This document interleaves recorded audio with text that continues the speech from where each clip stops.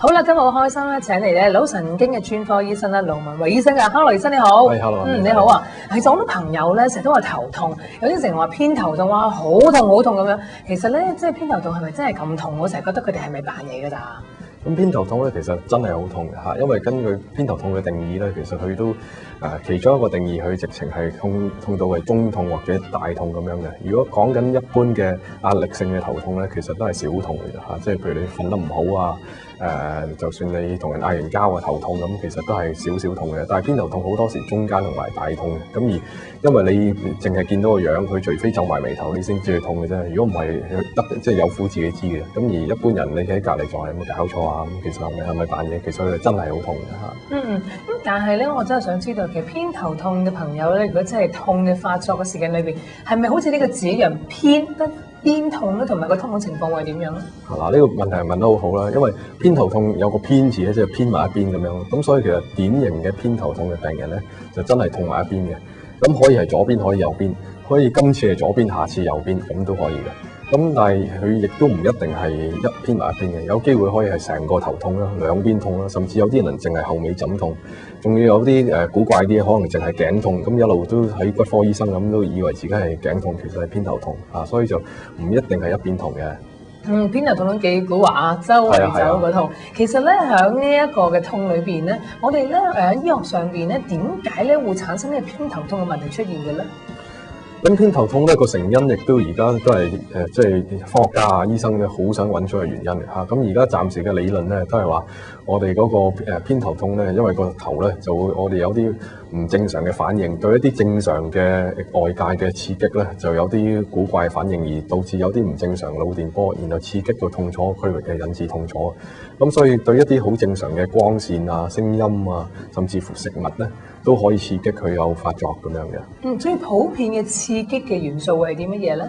咁普遍嘅刺激嘅所謂即係一個誘因啦，其實好多時係一啲食物啦，可以刺激啦，可以係女性嘅荷爾蒙，譬如離經啦，甚至乎係強光啦、嘈雜啦、個天氣嘅變化、情緒咁樣啦。咁而食物咧就好常見咧，我哋聽到咧就係話，譬如朱古力啦、酒精啦。甚至乎味精啦，咁呢啲都係可以刺激佢有偏頭痛發作嘅。咁得意嘅，即係甜嘅酒類嘅，或者係人加工嘅嘢咧，都已經咧係容易即係激發呢個偏頭痛，似乎無一幸免咁嘅情況。係啊，呢啲全部都係我中意食嘅嘢咁樣啦，咁都會刺激到佢發作。會唔會一啲天然嘅食物咧，就反而咧會減少呢個機會性咧，引發呢啲偏頭痛咧？天然。好少話你會食少啲乜嘢嘢就會有偏頭痛啦，但係就好多時係呢啲由芝士啦嚇，芝士都可以刺激偏頭痛發作咁樣咯。但係最麻煩好多時係啲味精啊咁樣嗰啲啦。嗱，家庭觀眾，如果你哋都曾經受過偏頭痛嘅苦楚咧，又或者自己都有頭痛又唔知係咪偏頭痛嘅話咧，都可以問一問咧劉醫生，究竟你嘅情況會係點樣喎？另外啊，想知道啊，醫生，咁頭先你講咗啦，有即係咁樣嘅可能性咧，任何嘢都可以刺激到啦。但係會唔會咧，可能譬如話女士即係失戀啊、唔開心啊，啲情緒問題更加容易激發咗呢個偏頭痛咧？係直情係會好多時根本個情緒啦嚇，甚至乎嘅女性荷爾蒙啦，咁嗰個逢係佢嚟即係一個月嚟經嘅日子嘅話咧，亦都好多時女性都會痛嘅。咁其實好多時自己痛咗都唔知原來自己係偏頭痛，咁實在就係即係飽受困擾嚇。所以好多時女性係多過男性嘅頭痛嘅嚇。咁而女性嘅患者可能係講緊10幾個%啦嚇，10至15%。咁男性嚟講可能5至10個%到。咁所以如果你有班朋友全部都女性嚟，你有10個，你是但揀一個咧，梗有嘅嚇。咁我想問啊，一般咧，譬如你哋咧去揾一啲病人嘅時候，你哋容唔容易去即係醫治或者係發現？因為係咪一頭痛就已經係偏頭痛咧，醫生？咁頭痛咧就有好多嘅可能性嘅嚇，咁其實有慢性嘅頭痛啦、急性嘅頭痛咁樣啦，咁就好多時偏頭痛就係一個慢性嘅頭痛咁樣嘅。咁而我哋其中一個要特別留意就係話，如果有個病人長期都頭痛，有即係間歇性咁頭痛啦，咁而個情況又好穩定嘅嚇，痛咗好多年嘅，咁而佢又有作嘔啊咁樣嘅話咧，好多時佢本身多數都係偏頭痛嚟㗎啦嚇。其實我想問一問醫生，偏頭痛呢一個嘅即係痛楚咧，有冇辦法咧係可以譬如話完全斷尾咧？又或者咧會唔會呢個痛得可能痛10年就唔痛㗎啦？會唔會咁樣咧？咁偏頭痛本身亦都好難根治嘅嚇，因為就佢好多時係譬如可能係你遺傳咗落嚟啦嚇，咁而佢有啲嘢誘發咗佢出嚟嘅話咧，咁佢就嗰陣時痛緊啦。咁你譬如你食少嚿朱古力，可能你就痛少啲咁樣啦。咁但係你話要有粒仙丹咁食完之後，你會以後都冇偏頭痛咧？就如果有嘅話咧，就我諗即係嗰個人可以攞諾貝爾獎㗎啦。係都好開心，你都會。好啦，我相信大家咧都儲咗啲問題咧，想問一問醫生嘅。咁不如首先答啲 SMS 先係嘛？係好啊，好啊。好啦，首先咧，家庭觀眾記者問啊，佢想知偏頭痛咧係咪腦部嘅問題咧？嗱，呢個問題問得好好啦。咁偏頭痛其實本身都係個腦部出現問題，但係問題好多時係個腦部譬如受咗外來嘅刺激啦，咁導致佢咧有一個唔正常嘅反應。